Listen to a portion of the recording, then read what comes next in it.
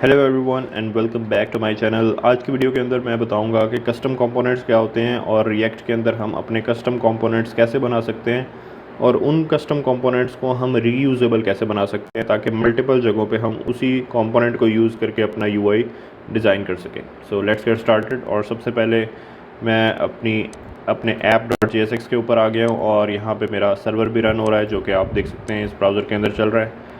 और मेरे पास बूटस्ट्रैप की वेबसाइट भी ओपन है। मैंने लास्ट वीडियो के अंदर बूटस्ट्रैप को सेटअप करना बताया है, अगर आपने वो नहीं देखी तो पहले आप वो देख लें और फिर इस वीडियो को कंटिन्यू करें। तो मैं यहाँ पे आता हूँ बटन्स के ऊपर। बटन में आप लोग देखें हमारे पास ये डिफरेंट टाइप ऑफ बटन्स हैं। अब in different type of buttons के अंदर से लेट सपोज़ मैं ये जो फर्स्ट वन है या लेट सपोज़ ये थर्ड वन, इसको मैं कॉपी कर रहा हूँ।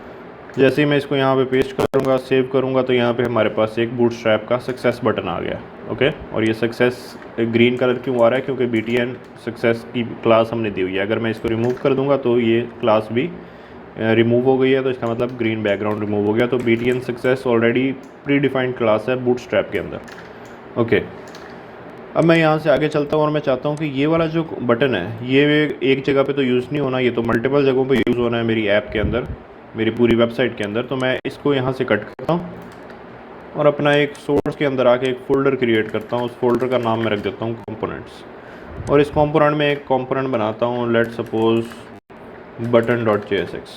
ओके, तो button.jsx बनाने का मतलब है कि मैं एक कंपोनेंट बना रहा हूँ बटन का, और उस बटन के कंपोनेंट के अंदर मैं अपना बूटस्ट्रैप का एक बटन डिफ़ाइन कर दूंगा।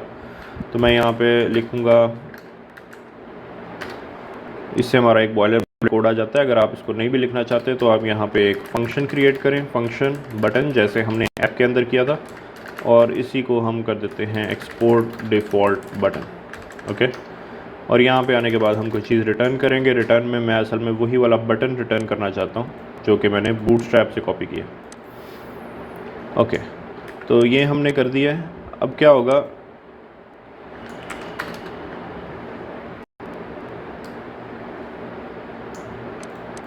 अब क्या होगा कि इस बटन को कैपिटल B के साथ जो है मैंने जिसका नाम रखा है, लेट सपोज इसका मैं नाम रख देता हूँ बटन कंपोनेंट।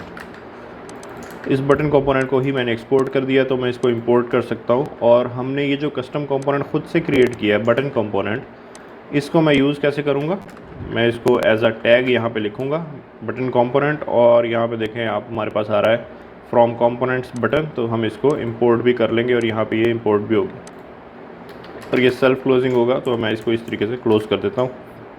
तो अब मैंने बटन कंपोनेंट यहाँ लिखा है ऐप के अंदर। तो हमारी एंट्री पॉइंट कौन सी है? app.jsx की फ़ाइल। इसके अंदर मैंने अपने कंपोनेंट का नाम लिखा है जो मैंने खुद से क्रिएट किया है कंपोनेंट्स के फोल्डर में। ओके, और इस कंपोनेंट के फोल्डर के अंदर जो मैंने बटन क्रिएट किया है, उस बटन में असल में पड़ा क्या हुआ है? एक बूटस्ट्रैप का बटन पड़ा हुआ है जो कि सक्सेस बटन है। सो लेट्स सी ये चलता है कि नहीं।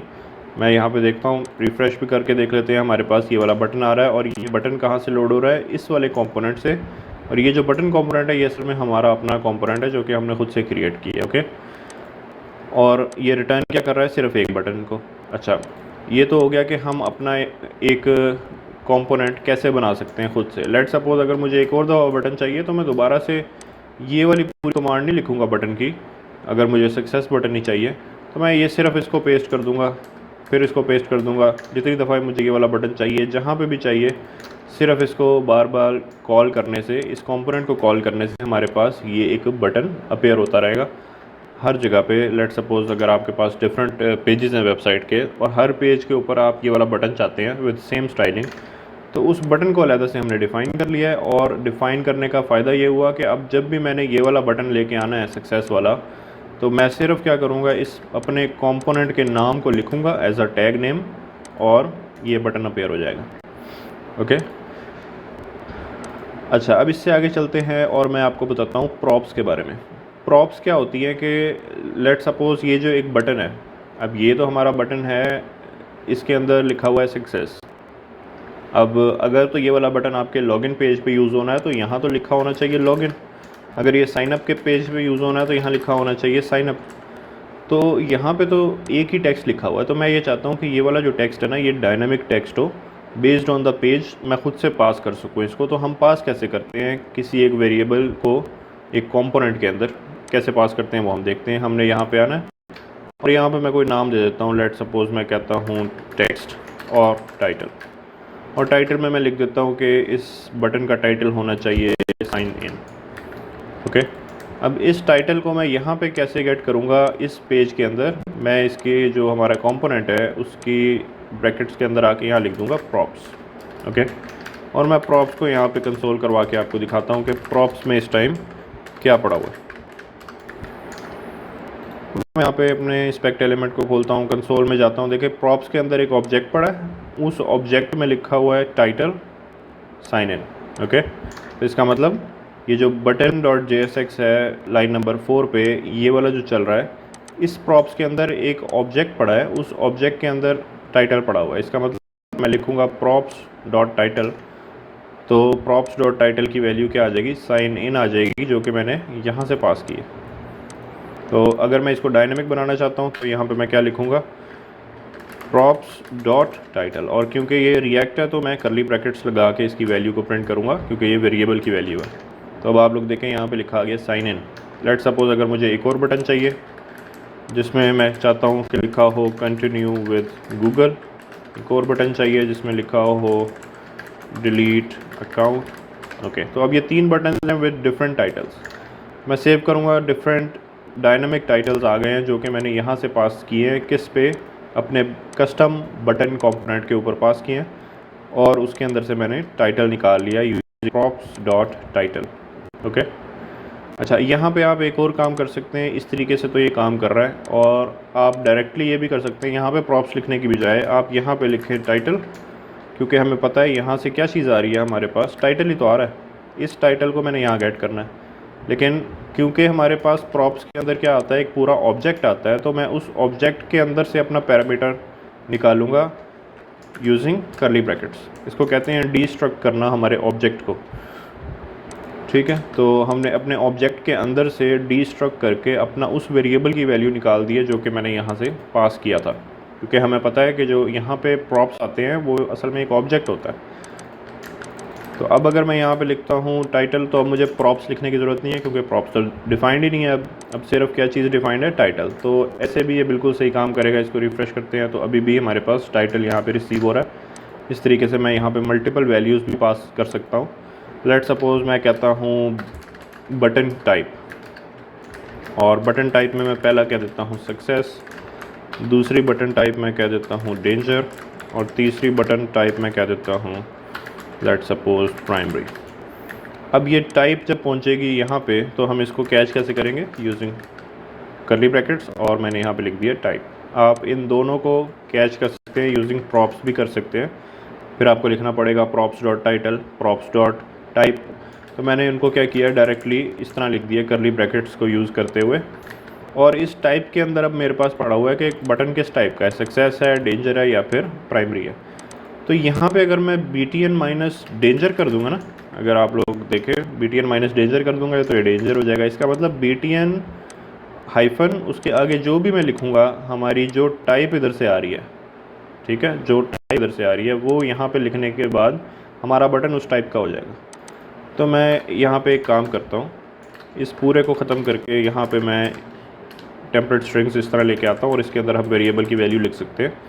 अगर आपने पहले ये नहीं किया हो तो ये जावास्क्रिप्ट के अंदर जो है चीज़ें कवर हो सकती हैं। तो यहाँ पे मैं लिखता हूँ BTN, एक तो BTN की क्लास देनी है जो कि बूटस्ट्रैप ने बताई है, दूसरा BTN हाइफन और वो क्लास देनी है जो मैं यहाँ चाहता हूँ। लेट सपोज मैं सक्सेस चाहता हूँ तो मैं लिखूँगा सक्सेस, और वो कहाँ से आ रहा है, टाइप से आ रहा है। तो यहाँ पे मैं क्या करूँगा, यहाँ पे मैं लिख दूँगा टाइप, तो dollar and curly brackets type. इसका मतलब है जो भी यहाँ से वैल्यू आ रही है वो इसको साइन हो जाएगी। अगर तो नंबर 1 हमारे पास सक्सेस आ रहा है तो यहाँ पे क्या हो जाएगा, BTN तो लगेगा ही, साथ क्लास नेम में क्या ऐड हो जाएगा, BTN माइनस टाइप, और टाइप क्या है, सक्सेस। तो अब मैं रिफ़्रेश करता हूँ, यहाँ पे देखें हमारे पास बटन्स डिफरेंट टाइप्स के हो गए। पहला सक्सेस है, दूसरा डेंजर है, तीसरा जो है वो प्राइमरी है। तो इस तरीके से हम अपना एक बटन कॉम्पोनेंट बना सकते हैं जो कि रीयूजेबल है, और हम अपनी मर्ज़ी की टाइप देके उसको डिफरेंट टाइप ऑफ बटन बना सकते हैं, जो भी हमारे बूटस्ट्रैप के डिफरेंट टाइप्स ऑफ बटन हैं, जैसे डेंजर है और ये सारे हैं, वार्निंग है, इन्फो है। तो इन्फो के लिए क्या है, इन्फो लगाना है, लाइट के लिए लाइट लगाना है, डार्क के लिए डार्क लगाना है, वार्निंग के लिए BTN माइनस वार्निंग लगाना है।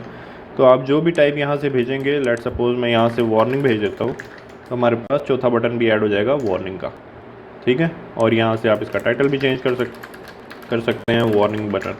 ये हमारे पास टेक्स्ट भी चेंज हो गया, वार्निंग बटन। ओके, सो इस तरीके से हमारे रीयूजेबल कंपोनेंट्स बनते हैं कि हमने एक ही कंपोनेंट बनाया और उसमें डिफरेंट पैरामीटर्स पास किए हैं उसको डायनामिक बनाने के लिए। तो जब भी मुझे अपना बटन चाहिए, टाइप पास कर दूंगा और टाइटल पास कर दूंगा, तो मेरे पास जो है वो बटन क्रिएट हो जाएगा। अच्छा, अब ये तो हमने बात कर ली है कि हम यहाँ से अपने कंपोनेंट के अंदर हम डिफरेंट पैरामीटर्स को कैसे पास कर सकते हैं, ठीक है। अब हम ये देखते हैं कि हम इस कंपोनेंट से, जो कि ये हमने बनाया है खुद से फंक्शनल कंपोनेंट, अपना जो बटन कंपोनेंट बनाया है कस्टम, इधर से वापसी डाटा कैसे भेज सकते हैं इस कंपोनेंट के अंदर। ओके, तो ये हम देखते हैं। मैं इसको कमेंट कर रहा हूँ सबको। तो लेट सपोज बटन है, तो हमें पता है बटन जो है वो ऑन क्लिक भी होगा, तो बटन के ऊपर हम क्या लगा सकते हैं, ऑन क्लिक। तो एक तो तरीका ये है कि हम बटन के ऊपर ऑन क्लिक लगाएं और यहाँ पे हैंडल क्लिक फंक्शन क्रिएट कर लें अपनी इसी फाइल के अंदर जहाँ पे हमने अपना कंपोनेंट क्रिएट किया। तो यहाँ पे मैं लिख सकता हूँ, लेट सपोज अलर्ट शो करवा देता हूँ, दिस इज़ अ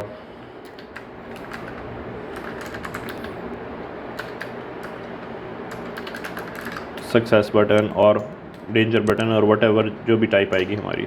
जैसे इस पर क्लिक करूँगा, यहाँ पे लिखा आया this is a success button.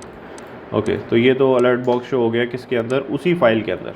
तो अभी हमने इस फाइल से बैठ के अपने यहाँ पे इस फाइल के अंदर डाटा नहीं पास किया। पहले हमने क्या किया है, टाइटल पास किया है अपनी app.jsx से, जहाँ पे कंपोनेंट कॉल किया है और उस कंपोनेंट के अंदर टाइटल भेजा है और टाइप भेजी है।